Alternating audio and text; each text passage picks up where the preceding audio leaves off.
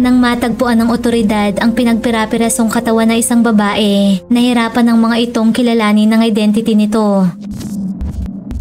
Hanggang isa sa fans ang nakakilala sa biktima dahil sa kanyang tattoo. Kinalaunan, pinangalanan ng otoridad ang babae na si Carol Maltesi, isang 26-year-old rising star sa adult entertainment industry. Sa kanilang investigasyon, napokus ang mga ito kay David, ang lover at videographer ni Carol. Lumalabas na pinaslang ni David si Carol habang nagsushoot ng video para sa isang pornographic film. Matapos ang brutal na pagpaslang, sa loob ng ilang buwan, nilinlang ni David ang mundo. Kaya't kunin na ang inyong mainit na kape at simulan na natin ang kwentong krimen ng The Carol Maltesi Murder Case. Ipinanganak si Carol Maltesi, isang mixed Italian-Dutch noong January 1995. Ang kanyang nanay na si Lily ay nagmula sa Italy habang ang kanya namang amang si Fabio ay mula Netherlands. 4 na taong gulang pa lamang si Carol nang maghiwalay ang kanyang mga magulang. Matapos ang divorce, bumalik si Fabio sa kanyang bansa habang si Lily naman ay nanatili sa Italy at siyang nagpalaki mag-isa kay Carol. Matagumpay na naitaguyod ng solo ni Lily si Carol. Tumanggap ito ng iba't ibang trabaho upang mabigyan ng magandang edukasyon ang kanyang nag-iisang anak. Lumaki si Carol na isang lively at sociable girl. Simula pagkabata, nagpakita na ito ng pagiging aktibo, kaya naman isa ito sa mga paborito ng kanyang teachers. Mahilig itong sumali sa iba't ibang activities gaya ng dancing at horse riding, kung saan hindi lamang physical skills ang na-develop nito, kundi pati na rin ang kanyang self-confidence. Dahil sa kanyang mixed heritage, marunong si Carol magsalita ng iba't ibang lengguwahe. Bata pa lamang, fluent na ito sa Italian, English at Dutch. Bagay na nagbukas rito ng mas maraming oportunidad sa kanyang hinaharap na professional life. Taong 2015 nang mag-enroll si Carol sa Technical University kung saan nag-aral ito ng Industrial Design, Art at Fashion. Dahil sa kanyang angking talento at kasipagan, naging isa si Carol sa best students ng kanyang course. Noon ay nangarap ito na maging isang designer at makapagpatayo ng kanyang sariling clothing brand. Bagamat pagtungtong nito ng 20 years old, nagbago ang direksyon ng buhay ni Carol. Bigla itong nabuntis ng kapwa nito estudyante sa ibang department. Labis ang pagkagulat ng dalawa sa hindi inaasahang balita. Noon ay nag-aaral pa pareho ang mga ito at wala pang kakayahang pinansyal upang palakihin ang bata. Gayunpaman, nagdesisyon si Carol na buhayin ito. Batid ni Carol na magagampanan nito ang responsibilidad ng isang ina at malalampasan nila magpartner ang pagsubok na yon. Taong 2016 nang ipanganak ni Carol ang kanyang baby boy.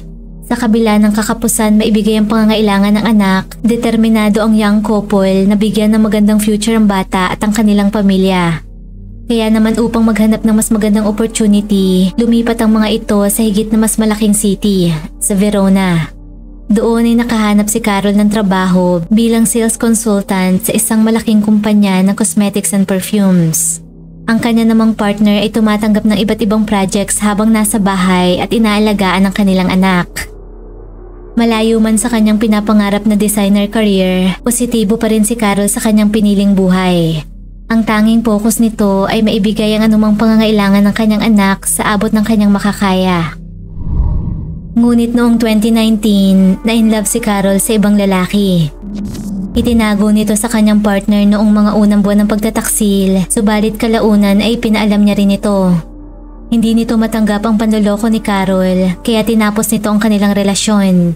Noon ay umalis si Carol sa kanilang tahanan at sumama sa kanyang kalaguyo. Hanggang sa humina naman ang kalusugan ng nanay ni Carol dahil sa isang disease. Kaya naman sinubukan nitong mas matutukan ito. Kasabay nito, mas lalo pang naging komplikado ang sitwasyon nang lumaganap naman ang COVID-19 pandemic. Dahil sa malawakang lockdown, isa si Carol sa mga nawalan ng trabaho nang magsara ang kanyang kumpanyang pinapasukan. Mula sa sabay-sabay na pagsubok at financial problem, pilit na naghanap si Carol ng iba't ibang paraan upang kumita ng pera. Desperado itong gawin ng lahat para masuportahan ang kanyang anak at nanay na pawang umaasa sa kanya. Una nitong sinubukan mag-launch na isang YouTube channel. Plano nitong gawing content ang kanyang pang-araw-araw na pamumuhay at experience sa gitna ng pandemic. Subalit nabigo ito na mamonetize agad ang kanyang channel. At sa puntong yun, kailangan na nito ng pera. Hanggang sa matuklasan ni Carol ang OnlyFans.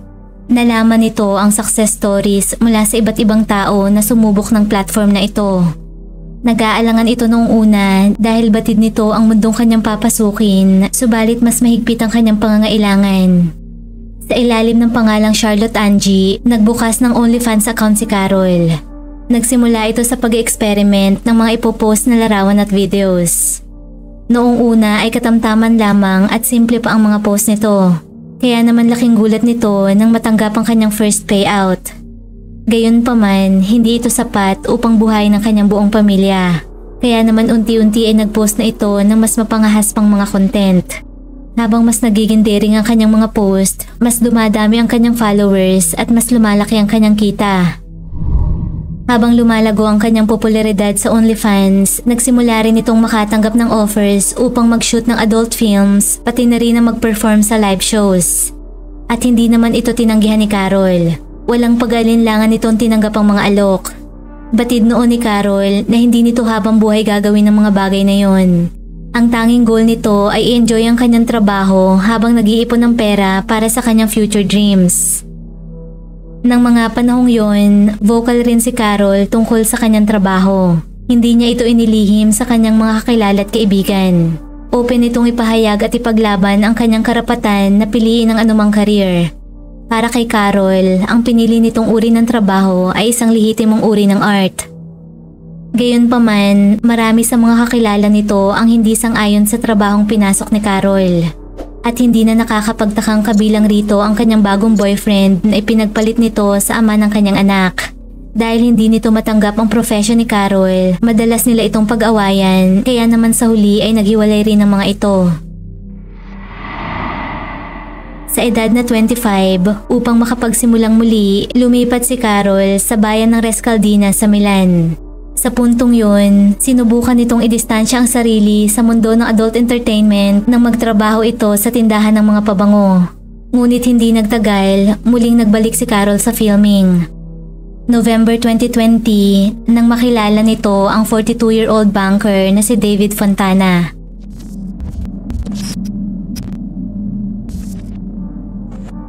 Si David ay isa ring kilalang personalidad sa social media.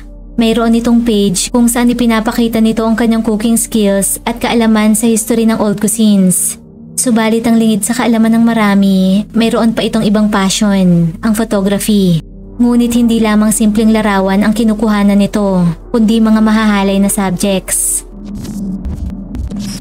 Si David ay ilang taon nang masayang kasal sa kanyang misis. Gayunpaman, palihim itong naghahanap ng mga magaganda at sexing babae upang picturan. At ang hobby niyang ito ang nagdala sa kanya kay Carol. November 2020, nang makita nito ang profile ni Carol sa internet habang naghahanap ng bagong model para sa kanyang project. Kinontak nito si Carol para sa isang collaboration. Subalit sa kanilang unang session pa lamang, isang mutual attraction ang nabuo sa pagitan ng dalawa. Hindi napigilan ni David na humanga sa angking ganda ni Carol.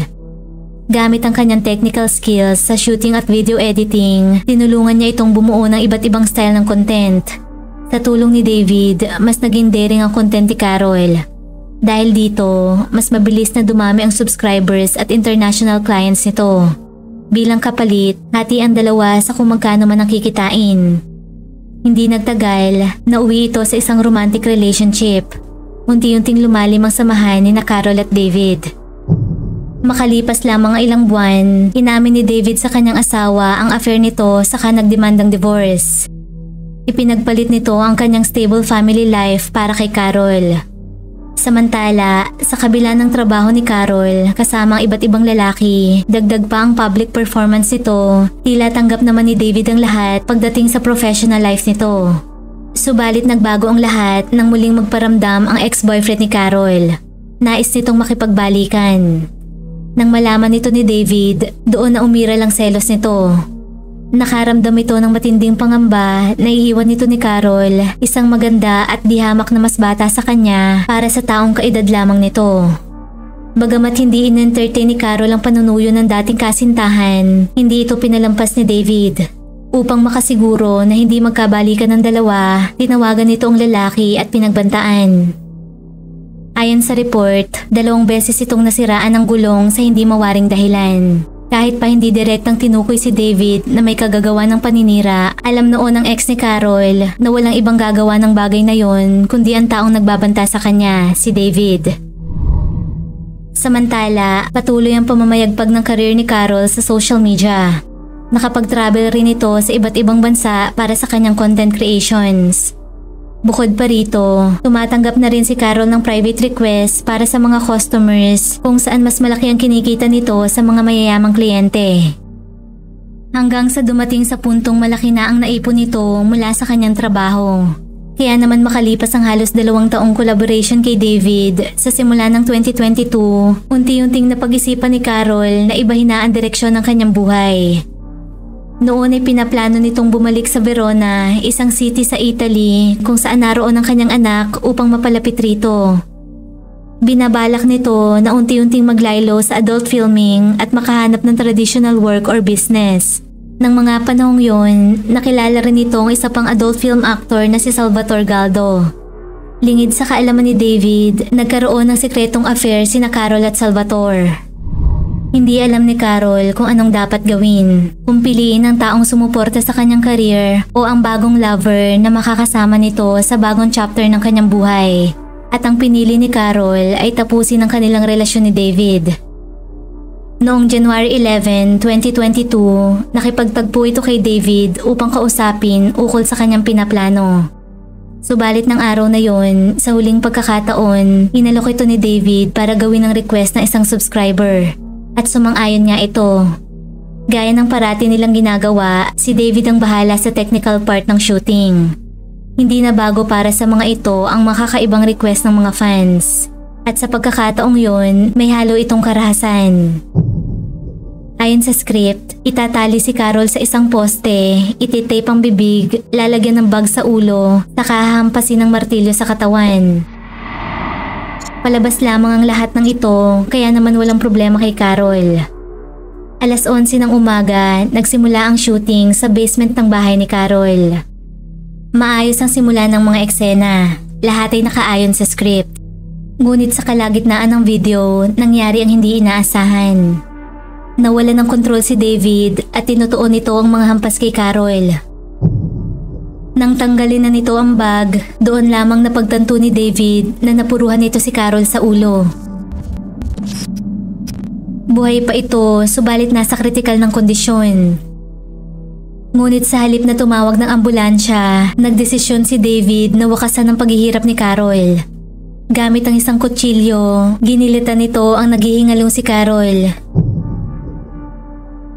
Matapos ang pagpatay, hindi umalis sa tabi ni Carol si David. Halos 1 oras niya ito tinititigan habang pilit na iniintindi kung ano ang nangyayari. Hindi nito matanggap ang kanya nagawa. Ilang sandali pa, umuwi na ito sa kanyang apartment na halos kalapit din lamang ng kay Carol. Kinabukasan, bumalik ito sa crime scene at saka nagplano kung paano buburahin ang mga bakas ng kanyang krimen. Una na nitong plinano kung paano i-dispose ang katawan ng kanyang biktima. Umorder ito ng freezer, electric saw at machete online gamit ang card ni Carol. Pinagputol-putol ni David ang katawan ni Carol sa 15 piraso. Sinubukan itong alisin ang anumang pagkakakilanlan nito. Muli itong umorder online ng isa namang malaking ihawan. Tinangka nitong sunugin ang mga parte ni Carol, ngunit sa huli ay nabigo ito. Kaya naman inilagay na lamang nito ang mga labi sa freezer. Matapos ang murder, muling nagbalik sa kanyang buhay si David. Pilit itong kumilos ng normal gaya ng kanyang tipikal na ginagawa sa araw-araw. Pumapasok ito sa bangko at nakikisalamuha sa kanyang social circle. Subalit sa kanyang free time, nakapokus ito sa pagtatago ng kanyang ginawang krimen. Hanggang sa unti-unting magsuspecha ang nobyo ni Carol na si Salvatore nang hindi niya ito makontak. Noon ay nagpaplano ang dalawa na mag-travel sa Paris sa January 14. Upang hindi makahalata ang mga malalapit kay Carol, nagpanggap si David at sinagot ang mga messages nito. Sinabi ni David kay Salvatore bilang Carol na may COVID ito kaya naman nag-a-isolate ito. Patuloy niya itong kinokontak ngunit hindi umano maganda ang pakiramdam nito para makipag-usap. Sa loob ng 2 buwan, nagawang pagtakpan ni David ang pagkamatay ni Carol. Sinagot nito ang lahat ng mga messages mula sa pamilya, kaibigan at fans upang mapanatili ang ilusyon na buhay pa ito. Nag-imbento ito ng iba't ibang rason upang makaiwas sa mga tawag at meetups. Binayaran rin ni David ang renta ni Carol sa apartment at paminsan-minsan ay ginagamit ang bank cards nito sa pagbili ng iba't ibang bagay upang palabasin na aktibo pa ito at buhay. Maging sa social media ay nagpo-post ito ng mga larawan ni Carol na nagmula sa gallery ng kanyang cellphone. Sa kabila ng effort si David na itago ang krimen, unti-unti ay napuna ng mga malalapit kay Carol na mayroong hindi tama. Ang nanay nito ay nakakaramdam na ng pangamba nang hindi nito makausap ang anak na parating naglalaan ng oras sa kanya sa kabila ng busy schedule. Nagulat rin ng mga kasamahan nito sa trabaho nang hindi ito umattend sa inaabangang festival sa adult film industry na ginaganap tuwing kalagitnaan ng January. Gayunpaman, walang nakaisip sa mga ito ng seryosong bagay na nangyari kay Carol. Ipinagpapalagay ng ilan na nasa bakasyon nito o kaya ay pansamantalang namamahinga. Hanggang sa noong March 20, 2022, isang witness ang kumontak sa otoridad upang i-report ang natagpo ang mga itim na plastic bag sa bundok ng Borno. Nang lapitan ng isa sa plastic, nakita nito ang nakalawit na kamay ng isang babae na may purple nail polish. Nang silipin na ng mga pulis ang iba pang plastic, naglalaman nito ng putol-putol na parte ng katawan ng tao. Dahil sa lala ng sunog nito sa mukha at bahagyang naaagnas na, hindi agad kinilala ang identity ng babae. Bagamat nang makita na ang mga tattoo nito sa katawan, nag-release ang pulisya ng description nito sa publiko upang makilala. Isa sa fans nito na nakakilala ng tattoo ang nagtip sa isang journalist na si Andrea Tortelli na nagsagawa ng sarili nitong investigasyon. Tinunto ni Andrea ang mga taong malapit kay Carol, kabilang na si David. Nang kontakin si David upang kumuha ng kasagutan, inconsistent ang mga pahayag nito. Sinabi nito na nasa ibang bansa si Carol at maayos, subalit sa patuloy nilang komunikasyon, napuna ni Andrea ang maraming red flags at pagiging mailap ni David. Malaki na ang suspetsa ni Andrea noon na may kinalaman si David. Kaya naman kinontak na nito ang mga pulis upang magkaroon ng mas malalim na investigasyon. Sa tulong ni Andrea, natukoy ang identity ni Carol. Mabilis na kumilos ang otoridad at napag-alaman na regular na bumibisita si David sa apartment ni Carol at may partisipasyon sa kanyang content sa OnlyFans.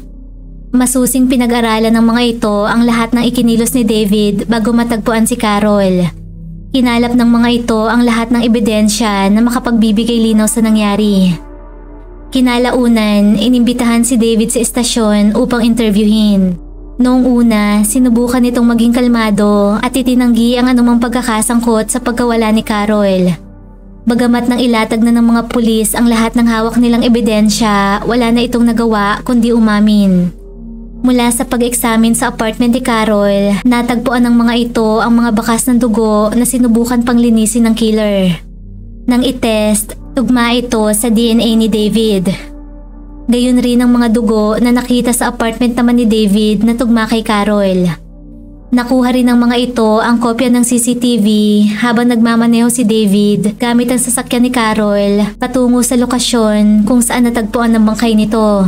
Natagpuan rin sa apartment ni David ang mga tools na ginamit sa pag-dispose ng katawan ni Carol, pati na rin ang eksaktong plastic bag na pareho ng nasa Borno Mountain. Mula sa mga ebidensyang ito, humahagulhol na idinitali ni David ang kanyang bersyon ng pangyayari sa pagkamatay ni Carol. Ayon kay David, nagsimula ang lahat sa recording ng kanilang scenes na umabot sa brutal na eksena nang bigla na lamang umano itong mawala ng kontrol. Iginigiit ni David na hindi niya ito sinasadya at hindi nito mawari kung bakit niya ito nagawa. Sa trial ni David noong November 2022, una nang sinabi ng depensa na resulta lamang umano ang pagkamatay ni Carol ng isang extreme erotic game gone wrong. Gayunpaman, matibay ang ebidensya ng prosecutors na premeditated ang pagpaslang kay Carol. Mula sa paggawa ni David ng isang fake fan account upang pahirapan si Carol upang madali nitong magawa ang pagpaslang hanggang sa pagdispose nito ng bangkay. Naniniwala rin ang mga ito na selos at kasakiman ang motibo ni David upang pumatay. Nang magdesisyon si Carol na iwan si David at magsimula ng panibagong buhay, doon na na-trigger ang violenteng plano nito. Ayon sa isang psychiatric evaluation, nasa katinuan si David nang paslangin si Carol. Sa kabila ng bigat ng krimeng ginawa ni David at sangkatutak na ebidensya at pag-amin, 30 taong pagkakakulong lamang ang naging sentensya nito. Ayon sa judge, hindi intentional ang murder ni Carol. Marami ang hindi makapaniwala sa naging hatol. Noon ay parusang kamatayan ang inaasahang sentensya nito. Dahil rito, umapela ang human rights at activists kasama ng pamilya ni Carol upang muling suriin ang kaso laban kay David. Kinalaunan, nireview ito ng Milan Appeal Courts. Doon ay kinilala ng mga ito ang brutal na krimen ni David na maituturing na premeditated at nararapat lamang na mas mabigat na parusa. Sa huli, napalitan ng 30 years imprisonment ni David ng habang buhay na pagkakakulong.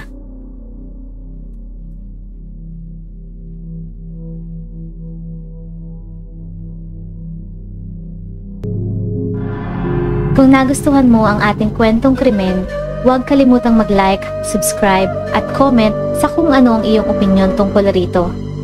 At laging tatandaan, mahalaga ang buhay, huwag kang papatay.